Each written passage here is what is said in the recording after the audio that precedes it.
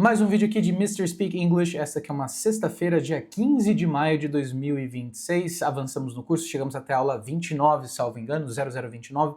Às sextas-feiras a proposta aqui é basicamente fazer uma revisão, fazer um acompanhamento para ver a sua progressão no curso, para ver a sua evolução.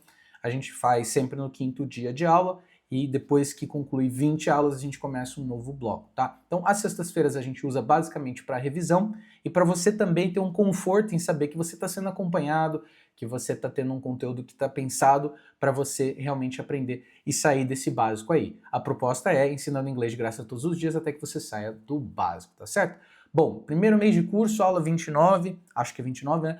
O que você precisa aprender nesse primeiro momento seu do inglês, tá bem?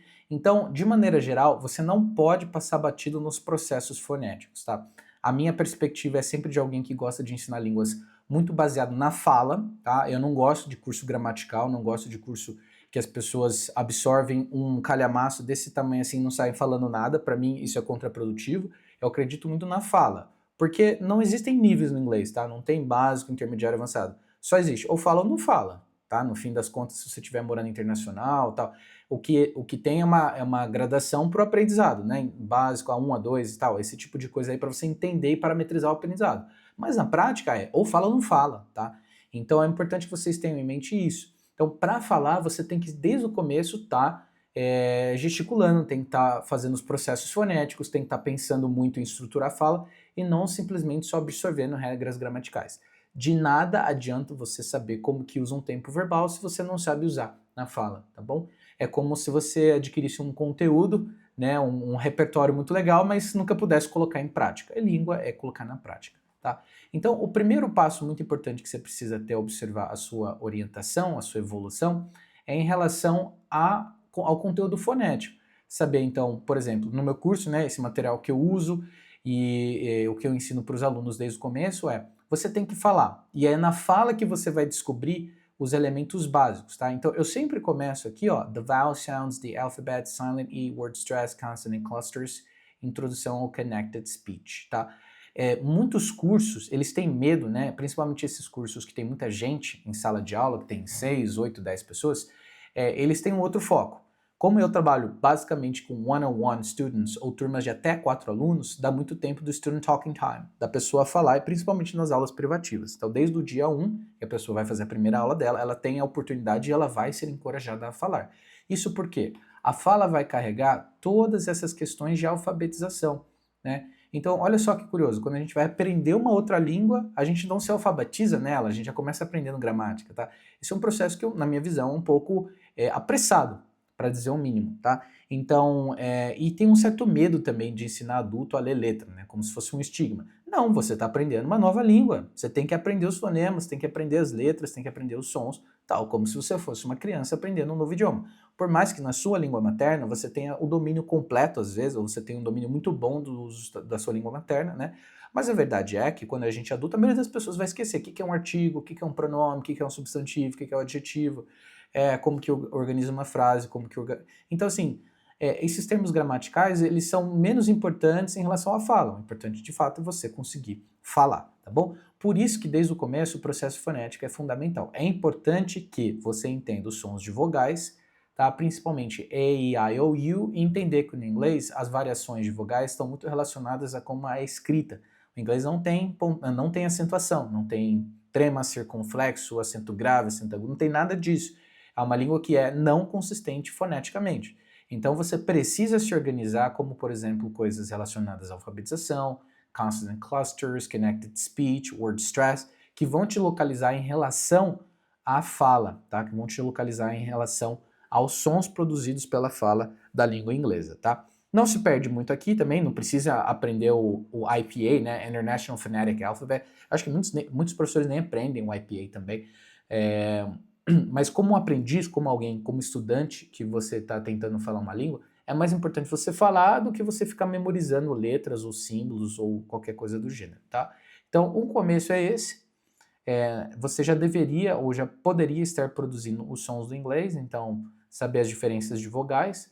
Aí tem a regrinha do tal do silent E, né? Eu posso fazer um vídeo a respeito, né? Tem muito já na internet, mas eu posso fazer um a respeito aqui, ó. Silent E, tá? A regrinha do Magic E, que é basicamente o seguinte, né?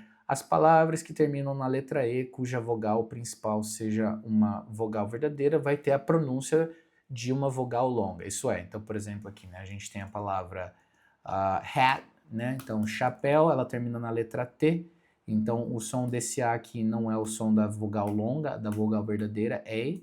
Mas quando você adiciona o E ao final da palavra, aí sim, a vogal principal, o A vai ter o som do alfabeto, o som que ela tem no alfabeto, hate, tá? Entendeu? Hat, hate, hat, hate, hat, hate.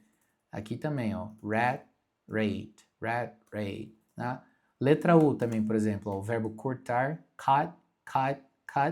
Quando você acrescenta a letra E ao final, a vogal vai ficar verdadeira ou longa. U, A-E-I-O-U, cute, tá? Então, esses processozinhos fonéticos, né, saber o alfabeto, né, A, B, C, D, E, F, G, H, I, J, K, L, M, N, P, por aí vai, tá? E consonant clusters, tá? Então, por exemplo, aqui o epenthetic vowel, TH, coisas assim do gênero, é importante você saber, né? Então, por exemplo, ó, qual combinação de duas letras causa muita confusão nos gringos? O LH, por exemplo, eles não conseguem falar meu nome, né? Todas as viagens internacionais que eu fui nunca conseguiram falar meu nome. Galerm, tá? Porque esse é um LH que não é uma combinação muito natural para eles. Assim como algumas combinações, por exemplo, TH, né, pra gente não são naturais. Então a gente aprende o think, né, o that, they, esse tipo de coisa. E connected speech, aqui está muito relacionado à junção dos sons, né? Então, por exemplo, a nice sofa. Muito embora aqui termine com a letra E e aqui comece com a letra S, os sons que terminam essa palavra e começa essa outra aqui são similares ou idênticos, então você junta eles aqui, ó, nice sofa, tá? Esse aqui que a gente vê em connected speech, por exemplo. Tem os processos lá, elision, blending, mixing, por aí vai, tá? Vocabulário básico que você tem que saber. De verdade, você tem que dominar isso aqui, ó, the, an, tá? Então, um artigo definido, o, a, os, as, an, uma, né? Não relacionado aos substantivos, para você começar a montar as frasezinhas no inglês, tá? There is, there are. Eu vejo pessoas que já estão 2 anos no curso. É muito comum ainda usar o have, né? Have a house. Não, there's a house. There is, tá? Para simbolizar que algo existe, que algo há, que a gente acaba usando o verbo ter no português e quer traduzir para o inglês e não funciona da mesma forma, tá? E aí vem os demonstrativos, this, that, those, these, só para você treinar um pouco com os substantivos. Everyday vocabulary plus core verbs plus home, tá? Então, nesse primeiro mês, você deveria estar parado aqui, mais ou menos, ó. Everyday vocabulary core verbs, que é aquilo que a gente faz nas aulas de leitura, de tradução a linha, que são os vocabulários do dia a dia, os verbos principais, por exemplo, work, play, study, go, have, be, get, make, do, tá? Esses verbos principais, os core verbs no inglês, que eu chamo, né? Então, verbo principal, be. Na verdade, em inglês só tem 2 verbos, né? Eu costumo brincar. Tem o verbo to be e o resto, tá? Então, quando você aprende assim, ó, tem só o verbo to be, aprende ele direito, depois vai aprender o resto, tá? Enquanto você não aprender o verbo to estar, que é muito fácil, são só 3 palavrinhas no presente, 2 no passado, e no futuro você vai usar auxiliar, portanto 6, né? No português tem 30, 28 e tal. Então, são só 6 palavrinhas, aprende rápido esse tal do to be aí, não é tão difícil não, tá? Você vai aprender os personal pronouns, I, you, he, she, it, we, you, they, não tem ordem, mas o pessoal aprende assim. Mais o verbo ser estar, então, I am, you are, he is, she is, it is, we are, they are, tá? Vai lembrar que you você usa para você ou vocês, they para eles e para elas, they também para se referir a objetos no plural, né? The plants are dead, they are dead, tá? Esse tipo de coisa. E aí vai começar a montar as frasezinhas, principalmente com adjetivos. Então, eu sou feliz, I am happy. Você está triste, you are sad. E assim por diante, tá? Então, um primeiro mês de curso, assim, se você estiver fazendo estruturado, num curso livre, ou num professor particular, ou alguma coisa assim, é provável que você já tenha passado mais ou menos por essas coisas aí, tá? Vocabulário básico de cores, números, animais, tudo isso é importante que você saiba, e principalmente sua rotina em casa, tá? Não precisa falar, por exemplo, detalhar bem o seu trabalho, o que você faz, né? Então, os e-mails que você manda ou sua rotina de trabalho, mas é algo esperado nos primeiros 6 meses de aprendizado. O primeiro 1 mês é esperado isso aí, tá? E nessa semana a gente trabalhou muito essa questão dos core verbs, né? Os core verbs junto com drilling, junto com listening, para você pegar logo esses verbos do começo do inglês, tá bem? Então, nossa revisão termina por aqui. Nos vemos numa próxima semana. Sempre que possível eu vou salpicando aí uns vídeos, mas basicamente os vídeos diários já estão aí todos os dias no YouTube às 2 horas da tarde. Alright, so thank you so much. I appreciate your time and attention. Let's keep in touch and we'll catch up again later next week then. See you around.